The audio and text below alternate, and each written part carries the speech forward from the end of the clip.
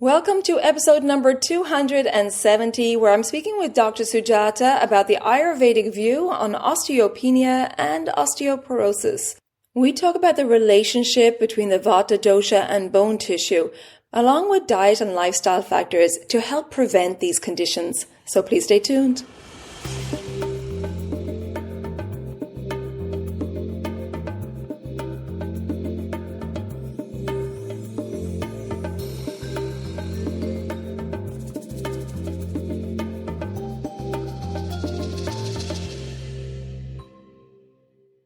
Hi there, I'm your host Colette, and on this podcast I will be sharing the teachings of Ayurveda, yoga, and holistic health practices.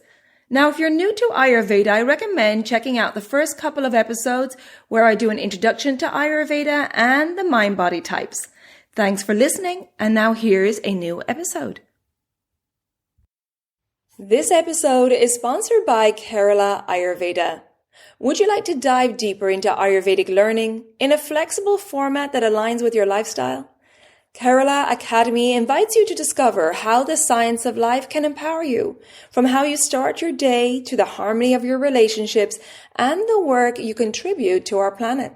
Study entirely online or attend in person with the freedom to shift as your life unfolds. To learn more, visit keralaayurveda.us/courses. And for $100 off tuition, use the reference code ELEMENTS100 when you join a beginner training. And please check out the show notes for all this information.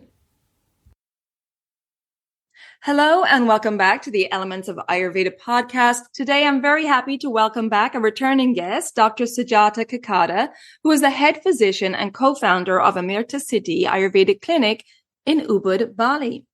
Dr. Sujatha is a certified Ayurvedic doctor with a degree from Rajiv Gandhi University in India. And Dr. Sujatha's profound understanding of Ayurvedic medicine and her deep love for plants is the basis for her exceptional ability to diagnose the root causes of disease and to find effective remedies. Combining her intuition and compassion with bright intelligence and a rock-solid pragmatism, she is able to effectively guide people truly individually, just as the spirit of Ayurveda demands. Dr. Sujatha, welcome back to the podcast. It's great to have you here today.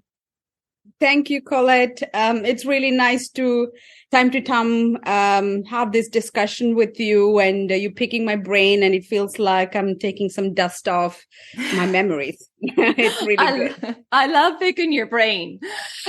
So today our discussion, a very important topic, osteopenia and osteoporosis. So I guess let's start, Dr. Sujatha, by explaining the medical conditions and what is osteopenia and osteoporosis, please. Okay. Basically, osteopenia is medically what happens during osteopenia is you have much more immature osteocytes, which are the building blocks of your bone tissue. Basically, it's a bone cell. So for various reasons, which we're going to talk later on, your bone cells start to multiply. Manufacturing of the bone cells happens very fast so that they're completely not mature, so not solid. So they are immature cells. There are many leading into reduced density of your bones. So the difference between osteopenia and osteoporosis is how bad the density is low. Osteopenia is still a imbalanced medical condition, but it's not as worse as osteoporosis. The difference is when you do a bone density test, the results is going to show -1 to -2.5 in osteopenia, and anything more than -2.5 is osteoporosis, where your healthy bone density should be. And it should be -1 and more means like a go to the plus series. So when it is -1 to -2.5, it's osteopenia. So, and the risk of health injuries and bone fractures are more when it is osteoporosis. Osteopenia is still manageable, but it's not a healthy or a normal condition. So you have a very weak, fragile, more than needed osteocytes, but they're not strong enough to create a healthy, strong bone in your body. Okay, great. Thank you for that. So osteopenia is kind of the red flag. Yes, it's beginning state, and that can lead into osteoporosis. Okay. And Ayurveda teaches us, which is really interesting, that there's an inverse relationship between the Vata dosha and the asthi dhatu or bone tissue. So this, I think, is fascinating and can tell us a lot about why osteopenia and then the further along disease osteoporosis happens in the body. So can you explain about this relationship between the Vata dosha and asthi or bone tissue, please? Thanks. Let me talk first about the relationship between Vata and asthi dhatu. Mm-hmm. I think if you have listened to my podcast before, in some of the podcasts, we talked about the relationship between doshas and dhatus. So dhatus are nothing but the physical structure where the life comes to it through the functioning of different doshas. And in that way, we call in Ayurveda ashraya and ashrayi bhavas. So something which provides the shelter and something does the function in the shelter. So the shelter is here, the bone, and the energy that works on the bone is Vata dosha. So that's the relationship. So Vata need to maintain a healthy function for bone to function in locomotion, joint function, movement as such. But when Vata increases, generally we think the basic concept of Ayurveda, like increases, opposite decreases, right? So we think, okay, Vata increases means there is a relationship between Vata and bone. So Vata increases, the bone also should increases, but it doesn't happen. So here it goes inversely proportionate. That means when your Vata increases in the body, your asthi dhatu decreases, hence leading into decreased density of the bones or multiplication of immature bone cells. Vata speeds up anything. Vata breaks things. So this is the reason when Vata is high, your asthi dhatu or bone tissue weaken, it reduces in density, reduces in quantity as such. So this is why it is inversely proportionate. I guess you have some other questions. I think I will talk about more of the causes of why this happens and where do we see this common. So diet, lifestyle, all those things we can discuss in a further question that we'll be asking. Great. Yes. And I guess let's start with, how would a person know if they had osteopenia or osteoporosis? It is quite tricky if we just look at in this diagnostic process of osteopenia and osteoporosis. Usually you would not know when you have osteopenia and osteoporosis unless you break your bone and you end up in a hospital and they generally do an X-ray and then you will see. Other than that, it's really, there's no Western medical way to show. Very rarely people experience, like say, bony aches in the bone or muscle becoming weak, and joint aches, like vague, nothing to relate to a common joint issues we have, osteoarthritis or rheumatoid arthritis, just vague, weird pain, and muscle aches. These are the common symptoms that people with osteoporosis but it is not that common. It's not like any other diseases. Only through a preventative test that you do, it's common that when women go through menopause, like particularly post-menopause, it's recommended, one of the regulatory measures to take care of your health, like women are recommended to do mammography. Bone density test is a commonly recommended test for a woman to go while she's in the beginning of the menopause or after the menopause, the post-menopause condition. But Ayurveda looks into very differently. So I can talk quite a bit more in Ayurvedic perspective of what really happens with osteoporosis, what leads to. Simply saying, over increase of Vata, anything that you do to increase your Vata can slowly lead into this and creating the symptoms of asthi dhatu kshaya, which is tiredness, like too much of feeling tired, no matter what, suddenly feeling tiredness in the body. Also, according to Ayurveda, Your bone is also related to your nail, your hair, not only your scalp hair, but body hair and your teeth. So if you start seeing symptoms in your teeth, like your enamel of your teeth is cracking or chipping off, your nails getting dry and chipping, cracking, sudden loss of hair fall, like a particularly body hair and the scalp hair, these things can indicate that you are having, maybe there is something going on in your bone tissue level, because bone is the result of your proper nutrition, your physiology working well. So because Ayurveda doesn't see bone as just a entity and you only fix it, but there's something else have happened in the process of bone tissue formation. Hence, the pre-symptoms you can look into there and to see, okay, so there is something wrong with my asthi dhatu because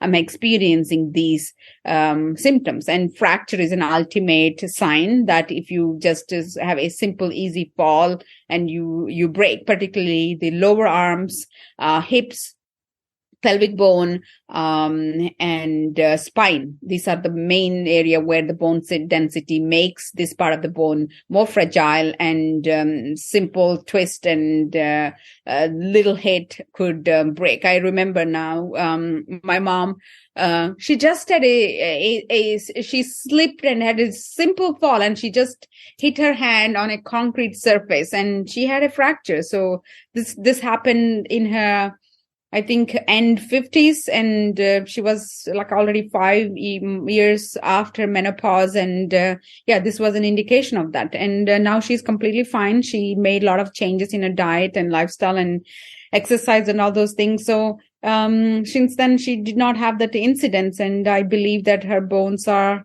much more stronger than what it was 10 years ago.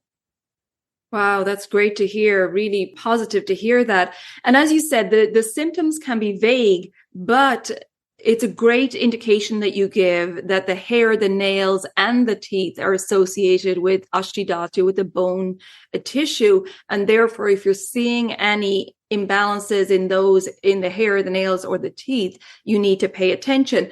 And what other diet and lifestyle factors can increase or aggravate Vata, Dr. Sujatha? Your Vata going to increase if you're going to over-exercise. That's the simple thing. And there is an obsessiveness to exercise nowadays. Mm-hmm. And as there is a group of people do not exercise, but there is a group of people, they overly exercise. So Ayurveda says the amount of exercise that you should be doing is 50% of your capacity. And more in the cooler seasons and less in the summer season, because in summer, naturally, your body feels tired. Because it doesn't want to increase its metabolism to increase the heat because the external environment is already hot. In winter, it's the other way around. You want to do more activities because body can produce a lot of heat and it can cope with the coldness outside. So exercise, over-exercising increases Vata. So recommendation is 50% of your capacity. That means you finish your exercise, you can still do other activities. So you're not feeling, I want to lie down, I want to sit and watch a TV. This should not be the case. And excessive fasting, overly fasting, overly malnourishment, or some of the food-related conditions of bulimia, eating disorder, fear about food, anorexia, all those things also increases Vata, and it also leads into bone density. So this is directly connected to nutrition because your bones are made up of calcium and phosphorus. If you don't have good nutrition coming into your diet, or you're vegan and you're not making sure that there is a calcium rich food, and then it can also lead into increased Vata, and then leading into bone density. Fall, injury, depletion of other tissues can also lead into staying up late night, night shifts, or going to bed very late, past midnight, 1 or 2 o'clock. And overly detoxing. This is also another thing Ayurveda talks about. Your body is not like a vessel that it needs to be constantly washed and kept clean. Over detoxification, a lot of overly doing colonics. These things also can increase your Vata.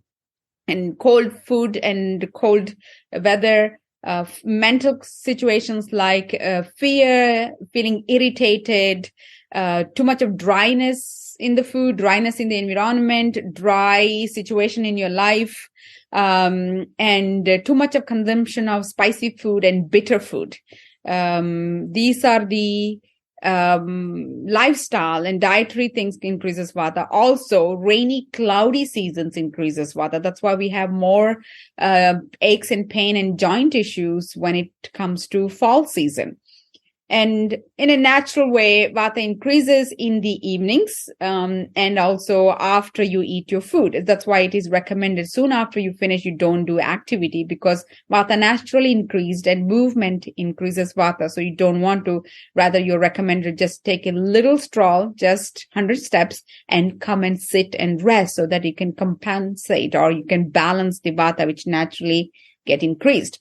And particularly if you're a Vata constitution, you have lots of Vata in your lifestyle and diet, you should not be exercising in the evenings during the Vata Kala. So exercising after, like if 6 o'clock is the worst thing a Vata constitution can do. So you're already in the junction where Vata is, need to rest, and you activate the Vata again instead of after the 6 o'clock, where the time zone is to kapha, which is restoration, calming, relaxing. But instead of, you push the Vata to go into the restoration time that body clock is going to it. So you basically dry off those natural kapha that body tried to bring into balance because you're over busy during the daytime. So all those things increases Vata. So the primary treatment in osteopenia or osteoporosis is primarily it has to be Vata balancing, and you don't want to do anything that increases Vata. So there it begins with Vata balancing. Other approach in Ayurveda, we see the theory of the tissue building. We have the tissue called rasa, rakta, mamsa, meda, asthi. Asthi is the bone tissue. Then we have majja and shukra. So rasa is the first bone tissue, which is the nutrition that absorbed from the food that you have eaten. And that nourishes your blood. The blood nourishes the muscles. The muscle nourishes the fat. And the fat nourishes the bone. So see how beautiful it is, because one of the important quality Vata gets balanced is called snigdha. That means the unctuous, oily quality. And you see the beautiful transformation of your meda dhatu, the adipose tissue, need to be formed well and perfectly. Then that provides the nutrition needed for the bone tissue, because the snigdhata, the moisture is needed from the meda dhatu for the asthi to keep well lubricated, not brittle, because when Vata increases, it dries off. So to balance Vata, snigdhata or oiliness is so important. That means you want to make sure you have good, healthy amount of fat. You can see in obesity, there's osteoporosis is one of the symptom, or joint degeneration, bone degeneration, because the medo dhatu or the adipose tissue is overly formed, abnormally formed, having some problem in the tissue metabolism of the adipose tissue. Hence, the nutrition doesn't get flown into the bone tissue and depleting the bone. So we want to make sure that your medo dhatu, you're not obese, and also it's not too little, in order for your asthi dhatu to be formed, nurtured well. So if you look at the Vata relationship and the Medo Dhatu relationship, you want to reduce Vata, and then you want to bring a lot of snigdhata, the moist quality, into your diet and lifestyle. So a lot of internal oleation, external oleation is a one best way for you to do. And the perfect ingredient that provides the Vata balancing and snigdha quality increasing ingredients is sesame seed. That's why Ayurveda says sesame is the antidote. Sesame oil is the antidote for Vata. Sesame has got both the qualities, which is snigdhata, moist, and it's very strongly penetrable, something we call tikshna, because something need to penetrate and go. As you know, bone is a very hard tissue, so the penetrability need to be more. And in an anatomically understanding, if you see, bone tissue has the much less capillaries or arteries going into, so only in the certain part, particularly neck of the femur doesn't have much circulation. That's why if you break, or elderly people who break the neck of the femur, which is a common fracture, happens in elderly people, it's really difficult to heal, or it takes too long time. So reduce your vata and bring this snigdhata in many different forms. So do you have any questions so far, Colette? Otherwise, I can continue on the different steps that for treating the osteopenia. I can keep talking. Yeah, I want you to keep talking. Just a couple of things. If anybody wants to know more, you already did a great explanation of the nutrition of the dhatus. But if you want the real detail of that, I did a whole episode on that, number 95, nutrition of the dhatus. Dr. Sujatha explained it excellently here, but that goes into the whole process of what happens. Really interesting to understand that in regards to our health. And yes, sesame seeds, very high in calcium. That's a really great natural source of calcium. So please continue. Before I go back to Dr. Sujatha, I just want to pop in here to bring a word from our sponsor, Banya Botanicals. You know, I'm a big promoter and provider of at-home cleanses. And for my clients who wish to keep life simple and order online, I recommend Banya Botanicals. Their Ayurvedic cleanse bundle has everything you need to make 7 days of khichdi, including their tasty spice mix, plus organic CCFT and an herbal supplement, Total Body Cleanse, which combines Ayurveda's top cleansing herbs into one tablet. Don't miss Banyan's new herbal honey line, along with all the helpful content they provide on how to have an awesome cleanse and claim your health this new year. If you're outside the US, you can find Banyan's full line at the Vedic store or Ayurvedic Herbs Direct. For those of you in the US, save 15% site-wide on your first purchase when you shop at www.banyanbotanicals.com/elements, and you'll find that link in the show notes also.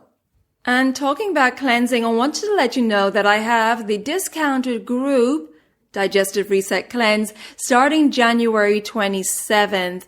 We go through this cleanse in a private community, holding each other accountable and supporting each other. And this cleanse also comes with a 90-minute online consultation with me so that I can tailor the cleanse to you and your lifestyle. I tailor the recipes, the mindfulness, the self-care, etc. to you. So it really is an individualized cleanse that you go through in a group format. So if you want to register and book your 90-minute consultation, just click on the link in the show notes or visit my website, elementshealingandwellbeing.com.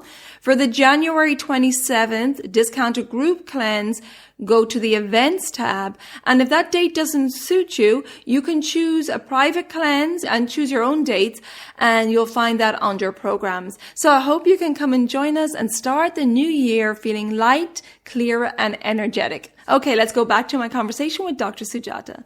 Another thing, when it comes to osteopenia, two things that I want to bring into attention here. One is menopause related to estrogen. So, estrogen reduction, also causes, reduced absorption of calcium and the nutrition that's needed to make bone tissue. So that's one of the causes. So the treatment line can also look into how to increase your healthy estrogen levels. Also, another medical condition called hyperparathyroidism. Parathyroid glands are generally forgotten glands. They're tiny glands. They're under the thyroid gland, tiny glands. They're responsible for maintaining a healthy quantity of calcium, phosphorus, and vitamin D in your blood. They need to maintain certain amount. Their function is to maintain that quantity. What happens is when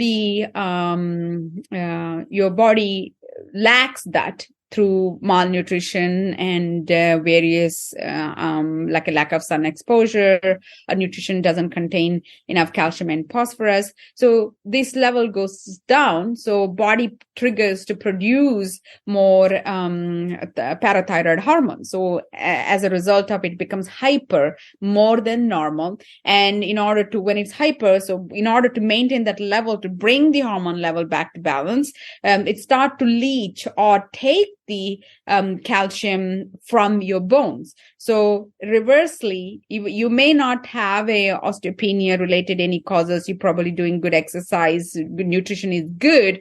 But if there is any trouble happen to your parathyroid gland, it sometimes it happens due to shock, over exercising. All those things can lead into the triggering of parathyroid gland. Hence, it can leach the calcium into. So one, you need to look into another test is because when the parathyroid gland is not working well, there are many other symptoms comes with it. One of the symptoms is you can experience depression, bone pain, tiredness, feeling kidney related issue like a frequent urination with a lot of pee coming up, not because men having prostate infection, prostate gland trouble, or women having UTI infection.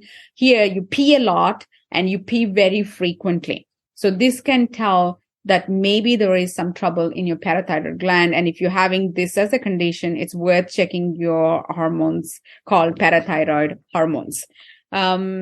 So that's to go in the direction of making sure your parathyroid glands are functioning well.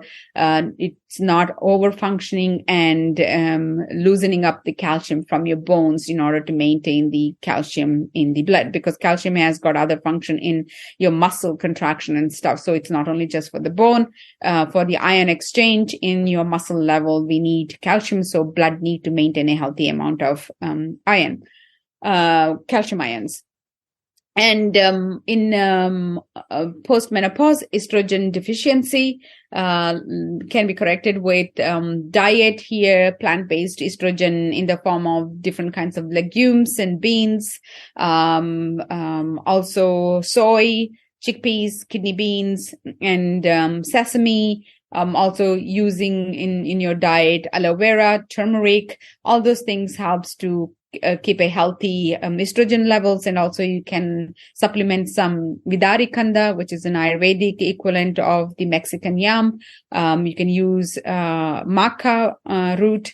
All those things can make sure your estrogen levels are healthy. In a worst case scenario, if it is too bad and nothing is helping, you may try for the time being some bioidentical hormonal creams to help you to bring your estrogen levels normal. So your mood, your energy, depression tendencies, all those can be improved. So you can start to exercise and cook a healthy meal. Until this is reached, it's nothing wrong in going whenever you tried all the natural method and it's not helping you. But don't take it as a long-term solution. This is just to help you to function better so that you can take health in your hand and make the changes that you need. And when you're very depleted, tired, and emotional and depressed, you can't make the changes. So in this condition, you can take a little help. So how does Ayurveda treat osteopenia or osteoporosis? Panchakarma is one of the processes that we do. One is to make sure that your dhatu agni, your tissue metabolism is working well. So in order to reset that, we do the panchakarma, where your jataragni, the digestive fire, and your dhatu agni, the metabolism in your tissues are corrected.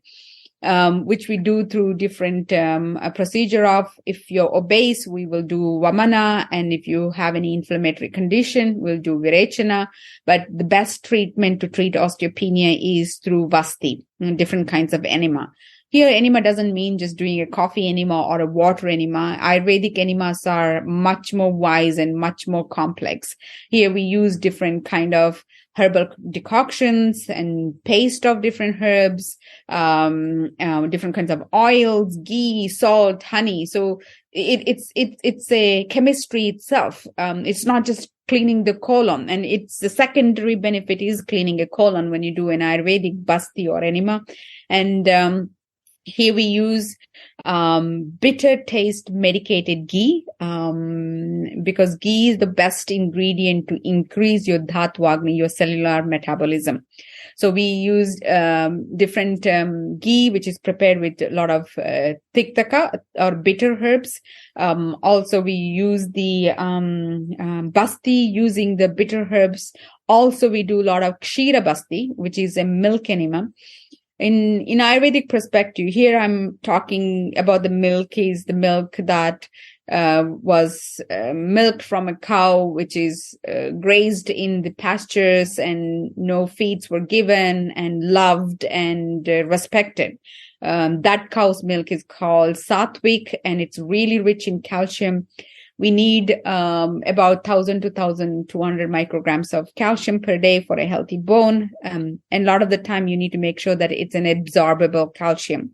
And calcium combined with vitamin D is the best way to absorb. Vitamin D helps to absorb the calcium from your food into your bone. So that combination need to be there. You don't need to take vitamin D, but if you are able to be in a good sunshine, the best way to get vitamin D in your body is massaging yourself with sesame oil early morning around 7 or 8 o'clock and doing exercise in the little sunshine. And if you have a nice porch or a garden where, public walkers don't see you, or if it's not a problem in a public area where you have a pool and you can outdoor exercise and stuff, in your bathing suits, you can apply some oil and do some stretches for 10-15 minutes. That's the best way to get the sesame oil absorbed into your system while it's soaking all the vitamin D from the sun. So self-massage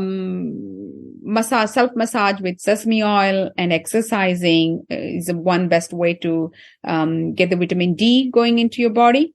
Plus calcium from calcium-rich food, which is different leafy green vegetables, beans and legumes, dairy products, and fish, particularly small fishes like sardines.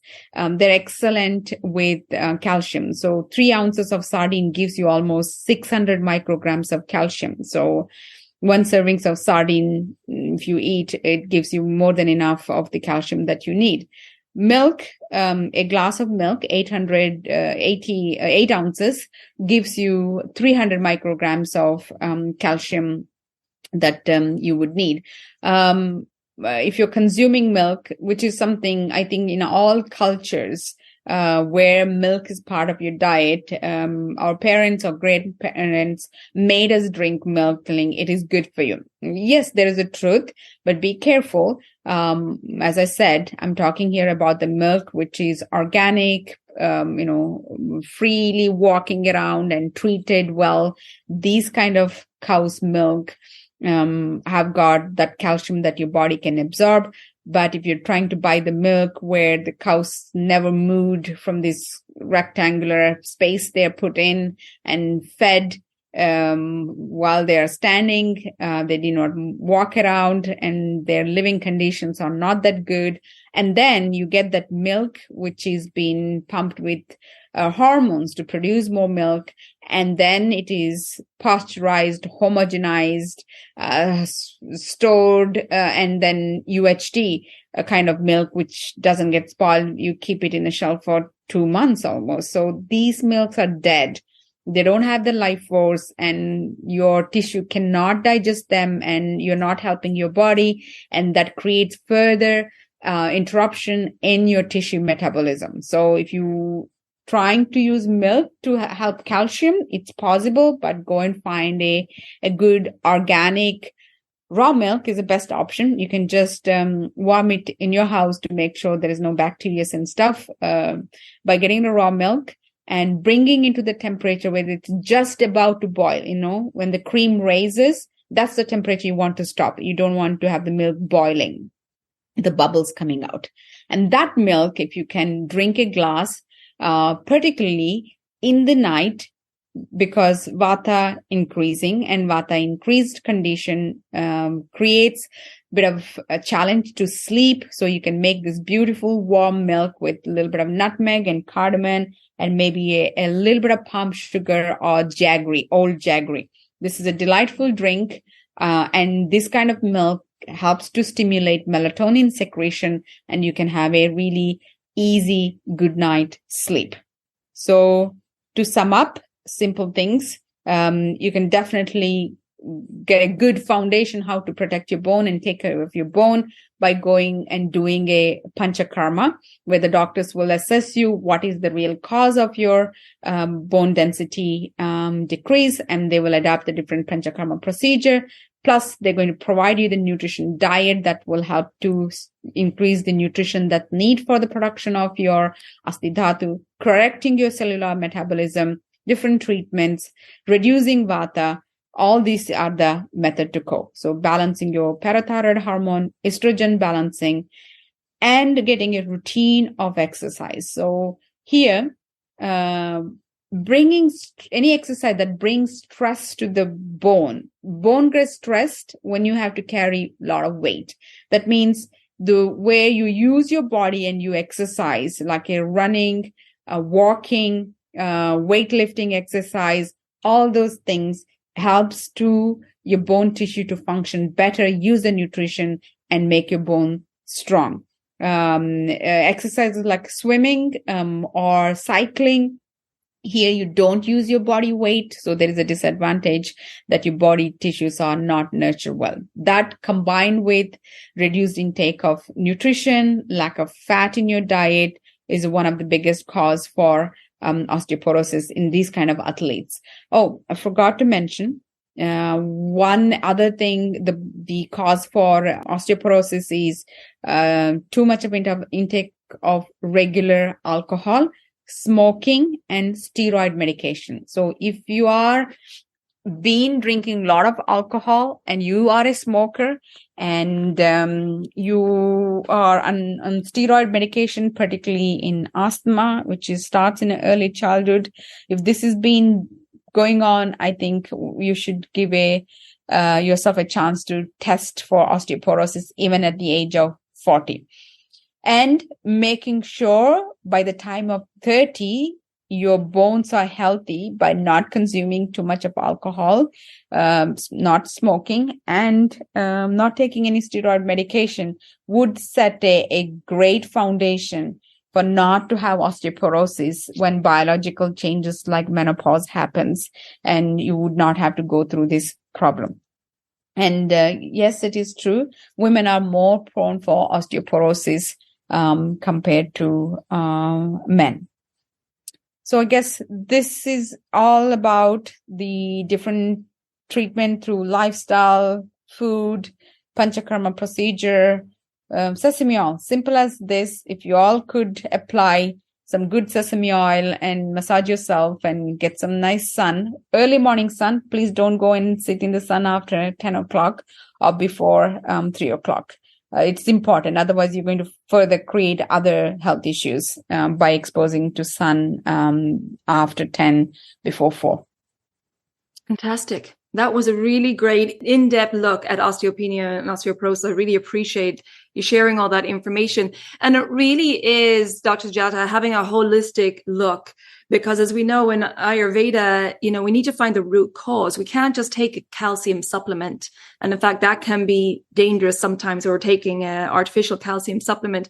But we need to have a real look at the root cause of why calcium is leaching from the bones, right? And what's the root cause of this, rather than just trying to cover it up with an external calcium supplement or an artificial calcium supplement. Yeah. There's another side effect of taking calcium, and if your bone can't use it, it's going to end up in your kidney. Yeah. And one thing also to remember is to increase more potassium in your diet and reduce salt. Because when salt runs, too much of salt, to get rid of the salt from your body, calcium binds with the salt. Okay. That's great to know as well. And with this advice, again, it's really good to get individual tailored advice, right, to your constitution, and also if you have a current imbalance, what's going on. It's really important, to get that tailored information, because sesame seeds, things like tahini, which is made from sesame seeds, it's all excellent. But if you have a high pitta imbalance, it's going to be too much, right? Too heating and too oily for pitta. That cannot be the only solution. So the advice that Dr. Sujatha gave her today, as we always say, it's general advice, and these are great sources of calcium, but it's really important to get individually tailored advice to you and to your lifestyle to make sure that you're not causing further imbalances unbeknownst to yourself. And definitely, I think, Dr. Sujatha, you raised some key factors that I think are big issues today. Over-exercising definitely being one. The lack of good fat in the diet. I think we really need to start focusing on making sure we have good fats in every meal. And the big factor, Dr. Sujatha, that I think we can discuss now is stress. In our society today, stress has a huge effect on the Vata dosha. Can you talk a little bit about that? Yes, stress increases Vata. Stress is nothing but your adrenals are overly functioning and try to figure out. It's almost like a panic state. It's as if you're sitting there, you see a snake or a lion walks towards you, and you just ready to run away or fight, right? So it's a fight or flight situation when you're stressed, either facing the challenge or want to run away from the challenge. Many things can help to combat stress. Basically, in Ayurveda, any treatment methods, treating anything, there's three things need to happen. Okay, you cannot forget the physical body. In the first line of the treatment need to happen on your physical level. And then you need to do something we call the psychological. So you need to work on the emotions of the person. And then we need to also do spiritual area. So all the Ayurvedic texts, they say any treatment, you need to have these things need to go. A good doctor really need to look into all these three areas and work. And in a Vaidya's main job is to work on the physical level, curing this. And then he can guide the person into the spirituality related to the religion that the person is following or the person belongs to. And also the emotional aspect of it. Because if we have a clear understanding of the emotions, and I know a way how to deal with my emotions, and I have a spiritual awareness, I think a lot of the time we can take care of the stress. The things which we call stressful doesn't need to be stressful. Because it's not like popping a pill for stress, or people take a method to deal with the stress by using drugs or alcohol, over-exercising. But again, they're going to create more of Vata imbalance and stress, then their charge is going to come different. So it's almost like, okay, I have a stress, I'm going to go and do this, rather than reducing these stress triggers, because that's what need to happen.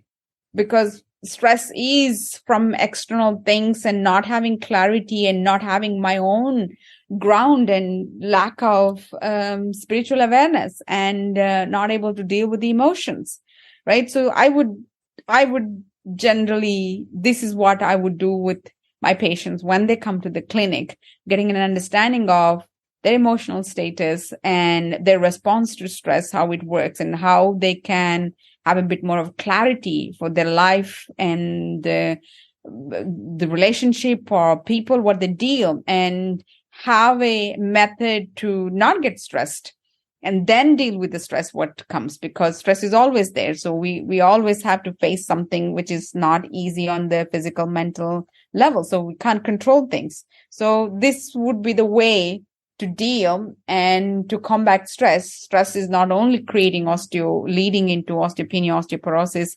It's a leading cause of many diseases, because it just overproduces adrenals. You're on a fight or flight mode. You cannot nourish yourself because you're in a mode of survival. And when you're in a survival, rest, relaxation, nourishment doesn't happen. So there's a constantly your body facing the stress or a trigger to survive. So you're just barely living. This is what happens when you're stressed. Yeah, you're absolutely in survival mode, as you said. Thank you for covering that. And that's certainly for all of us in our world today. There's a lot of external factors and perhaps personal factors that may cause stress as well. So it's really something we need to pay attention to. Dr. Sujatha, really great advice here. Thank you so much. And before I let you go, you talked about Panchakarma, and I know you offer Panchakarma there at AmrtaSiddhi. Can you explain, just give a brief explanation of Panchakarma and how that works, and if people are interested, how they can get in touch with you? The real method of Panchakarma has got 3 stages: a preparatory stage, the actual cleansing stage, and then building up stage, or the rejuvenation stage. So it needs time. So if you want to do this process, minimum number of days to go through 1 or 2 of the major cleansing, or the 5 major cleansing, you need 12 days to do this. We do offer something called mini Panchakarma, where you are facing a situation, something is better than nothing. So then there is an 8-day mini Panchakarma we call, or a ghee-based detox, because we want to keep the integrity of the word that we use. A lot of places say they do Panchakarma, they say 3 days Panchakarma, 4 days Panchakarma. It's basically, understanding is like you do some sort of clean diet for your constitution and do some treatment. So this is not Panchakarma that I'm talking about. This Panchakarma in the preparatory stage, it involves drinking of medicated ghee or different kinds of fat needed for the different constitution or the health issues one may be having. And then after that, steaming process, daily treatments while you're on the ghee, and then the actual purification in the form of Vamana for Kapha, Virechana for Pitta, and Basti for Vata, and Nasya for any diseases related to ENT or nervous system, and sometimes the bloodletting. And once the purification is over, that's the beginning of healing process taking place. So then you need to do all the things to nurture the tissues, kindle the Agni, bring your digestive system back into doing its proper function by giving simple, easy, digestible food. And then you build up the ability to digest the food, and cells start to nourish and build. And we also use different kinds of rejuvenating herbs and preparations and food and stuff to reestablish a balanced body. So when the body is balanced, that means the 3 doshas in your body is balanced for your constitution, and automatically health should be the result of that effortlessly. So this is what we do. And when you do the Panchakarma, your focus is only on doing the Panchakarma. We recommend better to take a break from your gadgets, no tourism activities, all those things. It's going inward, finding peace and connection and clarity within, so that everything else outside of you also find clarity and balance around you. Beautiful. And I had my first Panchakarma with Dr. Sujatha in Ubud in Bali. And that's where my journey with Ayurveda began. That was my pivotal moment, Dr. Sujatha. And I learned so much during that Panchakarma. But it's such a beautiful thing to invest in, a Panchakarma, and really take that 21 days of healing in a cocoon of healing, like in Bali. It's just such a beautiful thing to invest in. And if you have the time, it's such a wonderful way to really get out of your own day-to-day busyness and stresses, and going to Bali and really entering into a cocoon of healing is amazing. You just don't have to think about anything for 21 days. It's a beautiful thing. So Dr. Sujatha, if they're interested in getting in touch with you and booking a Panchakarma with you, how would they go about doing that? They can reach us through our website, which is www.AmrtaSiddhi.com. We also have a Instagram page, Facebook page. You can connect us through our Instagram, and a lot of informative informations we put out there in our Instagrams. And on our Instagram, you can reach us through our WhatsApp. This is also possible. A lot of people nowadays on that. So we made it easy for you all. This is how you can connect. I also offer online consultation if you're not sure whether panchakarma is good, how much, what length, and what other things. So we can start from there. Wonderful. And AmrtaSiddhi is AmrtaSiddhi.com. And I'll put that link in the show notes. Dr. Sujatha, it's always a pleasure to chat with you. You shared a great wealth of wisdom today, and I really appreciate it. Thank you, Colette. It's really a pleasure. I love talking about Ayurveda, and my dream is to make Ayurveda simple and usable in every household. Wonderful. So you're helping me with that. Great. Thank you, Dr. Sujatha. Take good care of yourself. Thank you. Bye-bye. Bye for now. I hope you enjoyed that conversation with Dr. Sujatha, and please check out the show notes for all the links mentioned in this episode. If you think that this topic would be interesting to family or friends, please share it with them and we can spread this wisdom of Ayurveda. If you haven't already subscribed to the podcast, please do so, and the new episodes will automatically download for you. And if you would like to rate and review the podcast, I would really appreciate that. You can also find me on social media under Elements Healing and Wellbeing on Facebook and Instagram. Thank you so much for tuning in, and until next time, take good care of yourself, be well, and bye for now. It's longer full.